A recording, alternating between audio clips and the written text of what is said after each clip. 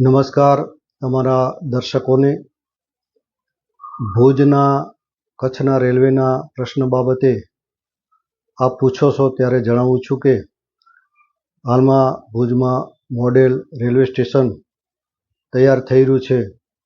એ ખૂબ સારી વાત છે. સાથે નવી ટ્રેન 2 દિવસ પહેલાં ભુજથી દિલ્હીની શરૂ કરવામાં આવી, તે પણ સારી વાત છે. પરંતુ દુઃખ સાથે કહેવું પડે કે ભુજથી એટલે કે કચ્છથી આજે પણ સૌરાષ્ટ્ર સાથે કોઈ કનેક્ટિવિટીની ટ્રેન નથી. મહત્ત્વના તીર્થધામો સૌરાષ્ટ્રમાં આવેલા છે, જેમાં દ્વારકા, સોમનાથ, પ્રખ્યાત સ્વામિનારાયણ મંદિર ગઢડા, પ્રખ્યાત હનુમાનજીનું મંદિર સાળંગપુર વગેરે મહત્ત્વના સ્થળો આવેલા છે. એવી જ રીતે જૈનોનું પવિત્ર યાત્રાધામ પાલીતાણા પણ ભાવનગર જિલ્લામાં આવેલું છે, જે પણ મહત્ત્વનું છે. એ જ રીતે કચ્છમાં પણ માતાનો મઢ અને ભદ્રેશ્વર તીર્થધામ અગત્યના છે. ત્યારે લાખો લોકો માતાના મઢ દર્શનાર્થે આવતા હોય છે. એવી જ રીતે જૈનોના તીર્થધામ પાલીતાણાથી સીધા ભદ્રેશ્વર પણ લાખો લોકો દર્શનાર્થે આવતા હોય છે. ત્યારે ભાવનગરથી ભુજ કે સૌરાષ્ટ્રમાંથી માતાના મઢ આવવા માટે રોડ માર્ગ ખૂબ લાંબો પડે છે. બસની અંદર આવવું પડે છે. દરેક વ્યક્તિ પાસે પોતાના પર્સનલ વાહનો ન હોય, અને પર્સનલ વાહનો હોય તો પણ ખૂબ લાંબી મુસાફરી થકવી દેતી હોય છે. ત્યારે જો ભુજથી ભાવનગરની ટ્રેન શરૂ કરવામાં આવે તો ભુજથી ધાંગધ્રા સુધી ઓલરેડી ટ્રેન જાય જ છે. ધાંગધ્રાથી માત્ર 30 કિલોમીટર સુરેન્દ્રનગર સુધી જ ટ્રેનનો કટકો જે છે એ એક્ટિવિટી વગરનો છે. ભાવનગરથી સુરેન્દ્રનગર સુધી લોકલ ટ્રેનો આવે જાય છે.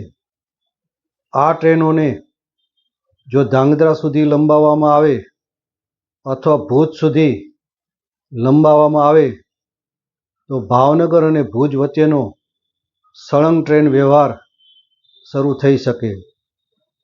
એ જ રીતે દ્વારકા, સોમનાથ સુધી વાયા રાજકોટ થઈને ટ્રેન શરૂ થઈ શકે, જેથી લાખો લોકો જેઓ કચ્છમાં ધાર્મિક પ્રસંગે આવતા હોય છે કે રોજબરોજ આ મહત્ત્વના તીર્થધામોમાં દર્શનાર્થે લાખો લોકો સૌરાષ્ટ્રમાં જતા હોય છે, તેમને રેલવેની સુવિધા મળે. હું કચ્છના માનનીય સાંસદ શ્રી વિનોદભાઈ ચાવડાને વિનંતી કરીશ કે તેઓ શ્રી દ્વારા આ બાબતે યોગ્ય પગલાં લેવામાં આવે. ગૂગલમાં સર્ચ કરવાથી એવું જાણવા મળેલ છે કે શ્રી વિનોદભાઈ ચાવડા દ્વારા ઘણા બધા વધારે પ્રશ્નો, મહત્ત્વના પ્રશ્નો રેલવેની બાબતમાં એમના દ્વારા પૂછાયા છે. તેઓ શ્રી ખૂબ રેલવેની બાબતમાં ધ્યાન આપી રહ્યા છે, ત્યારે કદાચ એમના ધ્યાન બહાર આ પ્રશ્ન રહી ગયો હોય, ત્યારે હું વિનંતી કરું છું આપના માધ્યમથી કે તેઓ શ્રી આ બાબતે નવી ટ્રેનો શરૂ થાય તેવા પ્રયત્ન કરે. હવે કચ્છ અને સૌરાષ્ટ્ર વચ્ચે, ખાસ કરીને ભાવનગર જિલ્લા વચ્ચે કેટલાક જ્ઞાતિઓમાં સામાજિક વ્યવહારો થતા હોય છે. એટલે આવી જ્ઞાતિના લોકોને પણ રોજબરોજ કચ્છથી ભાવનગર અને ભાવનગરથી ભુજ આવવું પડતું હોય છે. એવી જ રીતે સ્વામિનારાયણ સંપ્રદાયના વિશાળ સંખ્યાના અનુયાયીઓને પણ ગઢપુર દર્શન કરવા માટે કે સાળંગપુર દર્શન કરવા માટે અન્ય ધર્મના લોકોને પણ જવું પડતું હોય છે. જૈન ધર્મના લોકો મહત્ત્વના તીર્થધામ પાલિતાણા પણ જતા હોય છે.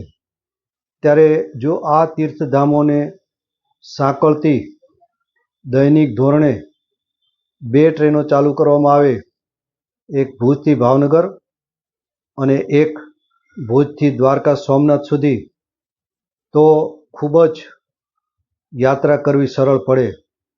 તો આ બાબતમાં કચ્છના રાજકીય અને મહત્ત્વના વ્યક્તિઓ યોગ્ય પોતાના પ્રતિભાવો કેન્દ્ર સરકારમાં પહોંચાડે અને યોગ્ય કરે તેવી હું આપના માધ્યમથી દરેકને વિનંતી કરું છું.